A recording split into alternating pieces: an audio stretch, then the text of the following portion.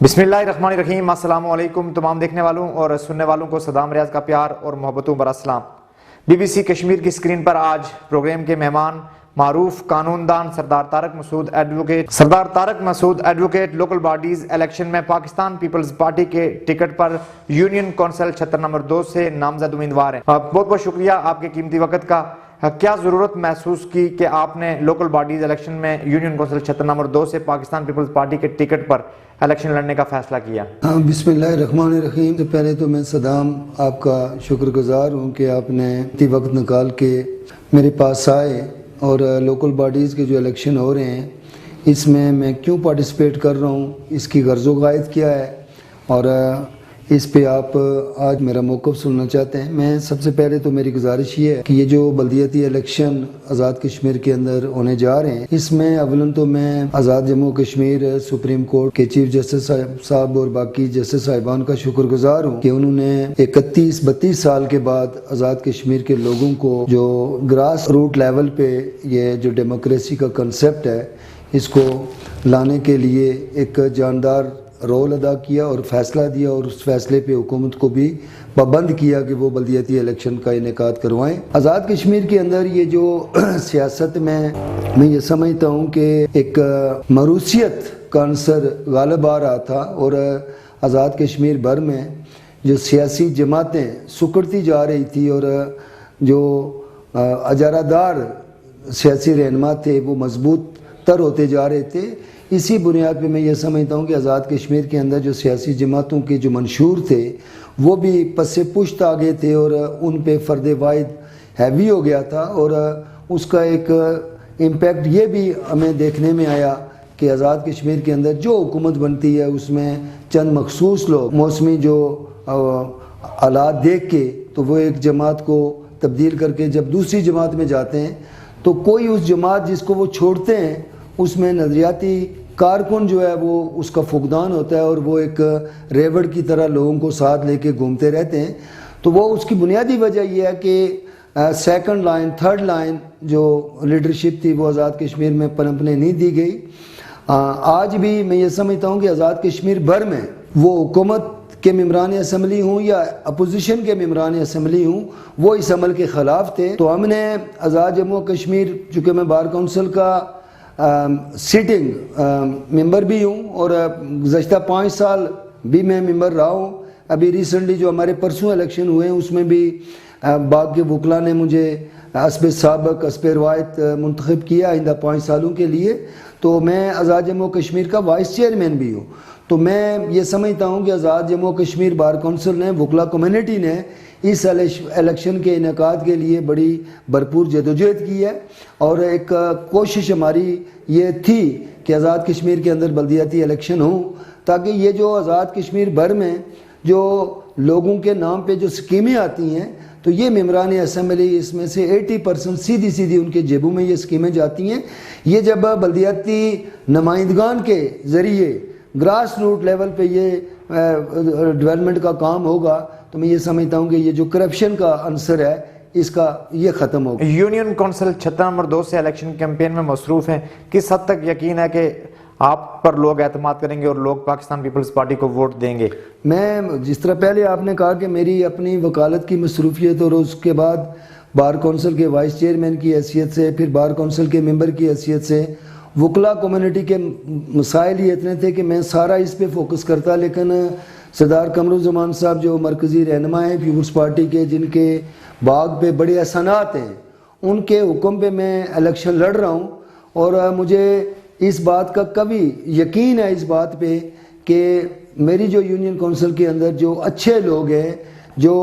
इस वक्त जो उन्होंने एक फ़ैसला दे दिया है तो वो 80% से अबव लोग जो हैं वो यूनियन कौंसिल के जो रवायती सियासतदानों से तंग हैं तो वो एक तब्दीली चाहते हैं और सारी बरादरियां वहाँ जो हैं वो मेरा तावन कर रही हैं। तो इंशाअल्लाह मैं जो लोगों का प्यार मोहब्बत देख रहा हूँ, जो लोगों की वाबस्तगी देख रहा हूँ, तो मैं बहुत सारी जगहों पे जा भी नहीं सकता, इसके बावजूद लोग मेरी खुद कंपेन कर रहे हैं। आज के इस दौर में मेरे जो मद्दे मुकाबल जो लोग हैं वो सिर्फ उनके पास और कोई चीज़ नहीं है पैसे के अलावा, लेकिन मैं एक सफ़ेदपोश सियासी कारकुन हूँ لیکن اتنا مجھے یقین ضرور ہے کہ میرے دوست احباب جو میری عدم موجودگی میں میری کمپین چلا رہے ہیں تو وہ ساری ٹیم جو ہے وہ سرخرو ہوگی۔ یونین کونسل چھتر نمبر 2 6 وارڈز پہ مشتمل ہے۔ پاکستان پیپلز پارٹی کے لوگ تحفظات رکھتے تھے، کس حد تک یقین ہے کہ آپ ان کو منوانے میں کامیاب ہو جائیں گے؟ تحفظات لوگوں کا جمہوری حق ہے، لوگ رکھتے ہیں، اور مجھے یقین ہے کہ جو اس یونین کونسل کے ووٹر ہیں ان کو مجھ سے کوئی تحفظات نہیں ہے، بلکہ وہ اس دن کا بے چینی سے انتظار کر رہے ہیں کہ 27 نومبر کو ان کے ہاتھ میں بیلٹ پیپر ہو اور وہ مور لگا کے تیر پہ طارق مسعود کے نام پہ مور لگا کے وہ اپنی ساری محرومیوں کا ازالہ اس میں چاہتے ہیں۔ یونین کونسل چھتر نمبر 2 جہاں سے آپ امیدوار ہیں، اگر لوگ آپ کو منتخب کرتے ہیں تو ایسے کیا کام ہیں جو آپ پرائرٹی بنیادوں پہ حل کرنا چاہتے ہوں؟ میں اللہ کا شکر ہے کہ چھتر نمبر 2 جو ہماری یونین کونسل ہے اس کے اندر اس وقت تک جو ڈیولپمنٹ کا کام ہوا ہے، میں یہ سمجھتا ہوں کہ اللہ کا مجھ پہ بڑا ایک خصوصی کرم رہا ہے، ہمارے گھرانے پہ ایک اللہ کا کرم رہا ہے کہ ہم نے جو بنیادی مسائل تھے اس یونین کونسل کے، میں نے منتخب ہونے سے پہلے جو ہے وہ سارے ہمارے سکولوں کی بلڈنگیں ہیں، ہمارا RHC ہے، ہماری روڈوں کا انفراسٹرکچر ہے، ہمارے واٹر سپلائز کے جو ایشوز ہیں وہ سارے موسٹلی حل ہو گئے۔ میں 2-3 چیزیں آپ سے گزارش کرنا چاہتا ہوں کہ سب سے بڑا جو چیلنج ہے میرے لیے، جس کو میں چیلنج سمجھ کے کروں گا، جو ہمارے چھتر یونین کونسل کے اندر جو مہاجرین آباد ہیں ہمارے، ان کا کوئی پرسان حال نہیں ہے، ان کا سیوریج کا نظام نہیں ہے، ان کے پاس صاف پینے کا پانی نہیں ہے، ان کی جو گلیاں ہیں وہ پچھلے میرے خیال میں 30 سال ہو گئے ہیں تو ان کو لالی پاپ دیا جا رہا ہے۔ میری سب سے جو پہلی فرسٹ پرائرٹی ہوگی وہ مہاجرین جو مقیم ہیں چوز یونین کونسل کے اندر، ان کے مسائل اور ان کے لیے مہاجرین کے لیے ایک کسی بہتر جگہ کا یا تو ایوارڈ کروائیں گے، اس پہ میں فوکس کروں گا، یا جو خالصہ لینڈ ہمارے باغ کے اندر ہے تو میں کوشش کروں گا کہ مہاجرین کی جو رہائش کی پرابلم ہے وہ ریزالو ہو۔ پھر ہماری یونین کونسل کے اندر 2-3 علاقے ہیں جو ریموٹ علاقے ہیں، جو انتہائی پسماندہ ہیں، جہاں سے لوگ ووٹ لے کے منتخب ہوتے رہے لیکن ان کے مسائل پہ کسی نے توجہ نہیں دی۔ اس میں چنا ہے، ہمارا ایک رقبہ ہے، ڈک ہے، پدر ہے، ٹھولانگڑ ہے، اور اسی طرح سے میں یہ سمجھتا ہوں کہ چھوٹے چھوٹے جو محلہ جات ہیں ان میں چھوٹے چھوٹے جو ایشوز رہتے ہیں، تو یہ انشاءاللہ میرے اپنے گاؤں میں اس وقت ضلع باغ کی سب سے جو بڑی واٹر سپلائی ہے وہ ہم نے اپنی مدد آپ کے تحت بہت 18-19 کلومیٹر دور سے لائی ہے، اور لوگوں کو صاف اور شفاف پانی مل رہا ہے۔ صرف کچھ علاقے ہیں ہمارے جو 2-3% علاقے ہمارے ہیں جہاں پینے کے پانی کی پرابلم ہے، تو وہ بھی انشاءاللہ یہ میری فرائض میں شامل ہے بحیثیت ایک سماجی کارکن کے، بحیثیت ایک شہری کے، کہ میں لوگ مجھے ووٹ دیں یا نہ دیں، ان کے یہ جو پرابلم ہے وہ میرے اپنے ذاتی پرابلم ہے، یہ ریزالو کروں گا۔ طارق مسعود صاحب، پاکستان تحریک انصاف کی حکومت کو 1 سال اور 3 ماہ کا عرصہ گزر گیا، شرقی حلقے کے حوالے سے کارکردگی پر کتنا ریٹ کرنا چاہیں گے؟ میں تحریک انصاف کی جو حکومت ہے اس کے حوالے سے صرف ایک ہی گزارش کرنا چاہتا ہوں کہ جو تحریک انصاف کے بنیادی لوگ تھے، آپ ان سے پوچھ لیں کہ کیا وہ مطمئن ہیں؟